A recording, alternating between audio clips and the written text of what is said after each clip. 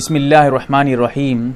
सूरज ग्रहण कब है और सूरज को ग्रहण क्यों लगता है और इसकी तारीख़ क्या है, वक्त क्या है, शुरू कब होगा, ख़त्म कब होगा और ये सूरज ग्रहण कहाँ कहाँ नज़र आएगा। उसके अलावा साइंस इस बारे में क्या कहता है और इस्लाम का नज़रिया क्या है सूरज ग्रहण के बारे में, बिल्कुल वाज़ेह तौर पे आपको बताऊंगा।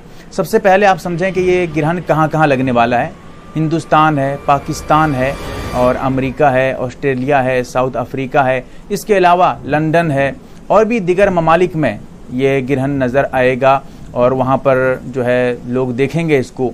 इसके अलावा इसकी तारीख़ हिंदुस्तान की तारीख़ के एतबार से 21 जून 2020 इतवार का दिन होगा। अब आप अगर किसी और ममालिक में हैं जहाँ पर हिंदुस्तान की तारीख़ से वहाँ की तारीख़ अलग है तो आप उसी एतबार से यहाँ पर मिला लीजिएगा। और ये जो है ग्रहण शुरू जो होगा लंदन में शुरू होगा 4:45 सुबह के टाइम में और ख़त्म हो जाएगा 9:32 पे। और हिंदुस्तान में जो है इसका वक्त शुरू होगा 9:15 पे सुबह के टाइम में और ख़त्म हो जाएगा 3:04 पे। तकरीबन 5 घंटा 40-50 मिनट के करीब करीब बैठ रहा है। और पाकिस्तान में जो है इसका टाइम शुरू होगा 8:45 सुबह के टाइम में और 1:32 में दोपहर में ये ग्रहण ख़त्म हो जाएगा। उसके अलावा आप ये समझें कि ये ग्रहण जो है क्यों लगता है, साइंस का क्या कहना है। साइंस का कहना है कि सूरज, चांद और दुनिया ये तीनों जब एक सीध में आ जाएं तब जाकर सूरज को ग्रहण लगता है। वो कैसे? सूरज और ये दुनिया, इसके बीच में दरमियान चांद आ जाता है। अब इसकी वजह से ये होता है कि सूरज की जो रोशनी है वो ज़मीन पे, इस दुनिया पे नहीं पड़ पाती है। बीच में चांद आ गया। अब इस वजह से चांद के बीच में आने की वजह से इस दुनिया वाले को, ज़मीन वालों को सूरज नज़र नहीं आता है। इसको कहते हैं कि चांद जो है सूरज ग्रहण हो गया। अब इसमें किसी का कोई नुकसान नहीं है। मैं बिल्कुल साफ तौर पे आपको कहता हूं, इस वक्त किसी का कोई भी जर्रा बराबर भी कोई नुकसान नहीं है, कोई फायदा नहीं है। क्योंकि आजकल वीडियोस ऐसी चल रही हैं, ऐसे वक्त में ये मत करो, ये मत खाओ, ये ऐसा करो, वैसे करो, ये नुकसान है, बहुत खतरा है। कुछ नहीं है भाई, कोई नुकसान नहीं है।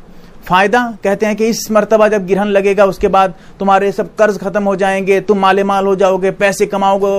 अरे बारे भाई, क्या क्या बात, अजीब व गरीब बातें।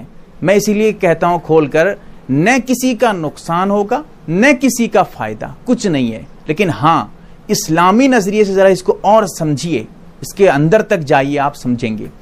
इस्लाम यह कहता है, जब एक वाकया आपको बताता हूं, जिस दिन अल्लाह के रसूल सल्लल्लाहु अलैहि वसल्लम के बेटे का, यानी जिनका नाम इब्राहीम रज़ियल्लाहु तआला अन्हु है, अल्लाह के रसूल हमारे नबी आकाए नामदार अहमद मुज्तबा मोहम्मद मुस्तफ़ा सल्लल्लाहु अलैहि वसल्लम के लाडले का जिस दिन इंतकाल होता है, इत्तेफाक से उसी दिन सूरज को ग्रहण लग जाता है। अब होता यह है, लोग कहने लगते हैं कि पहले से चलता हुआ आता था, पहले से चल रहा था। जिस दिन सूरज को ग्रहण लगेगा उस दिन कोई बड़ा आदमी इंतकाल कर जाएगा, कोई अल्लाह का वली मर जाएगा, या फिर जो है कोई नेक आदमी पैदा होगा। किसी के हयात को बताते थे तो किसी की मौत को बताते थे, दो बातें चलती थीं। इत्तेफाक से अल्लाह के रसूल सल्लल्लाहु अलैहि वसल्लम के लाडले का भी उसी दिन इंतकाल हो गया और वो बहुत गमगीन मौका था। खुद अल्लाह के रसूल सल्लल्लाहु अलैहि वसल्लम ने अपने साहिबजादे के पेशानी पे बोसा लिया और सहाबा बयान करते हैं कि अल्लाह के रसूल सल्लल्लाहु अलैहि वसल्लम की आंखों में आंसू थे। वो माहौल, वो जो है मौका था, गम का मौका था। ऐसे मौके पे भी अल्लाह के रसूल सल्लल्लाहु अलैहि वसल्लम ने उम्मत को सिखाने से नहीं रुका। अल्लाह के रसूल ने अपना काम अंजाम दिया और नहीं छोड़ा। वो क्या था? अल्लाह के रसूल ने यह ऐलान किया कि लोग जमे हो जाएं। सब जमा हो गए, नमाज पढ़ाई गई। अब नमाज का क्या तरीका है, मेरी मुस्तकिल वीडियो आएगी।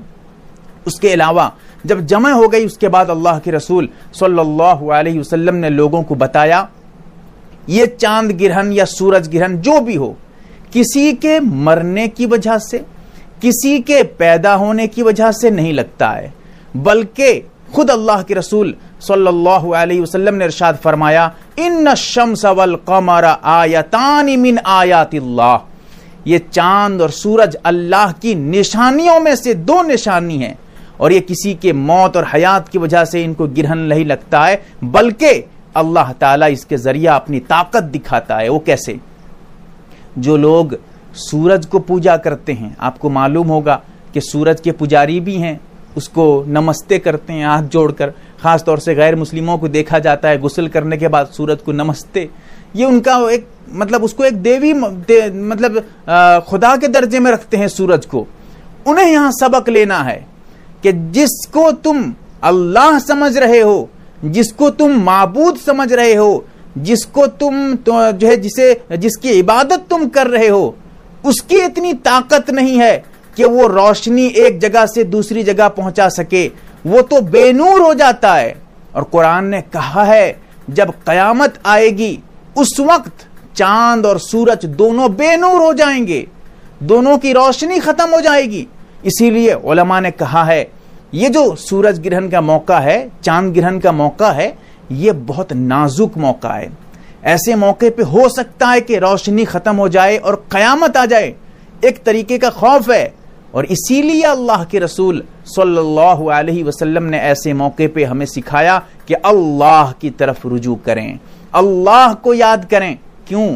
हो सके अगर हो ऐसा, मौत आ जाए, कयामत आ जाए, या किसी वजह से ये दुनिया खत्म हो जाए और आप मरें, तो अल्लाह को याद करते हुए मरें, कुरान की तिलावत करते हुए मरें, आप नमाज पढ़ते हुए मरें, तस्बीहात गिनते हुए मरें, अल्लाह अल्लाह करते हुए मरें।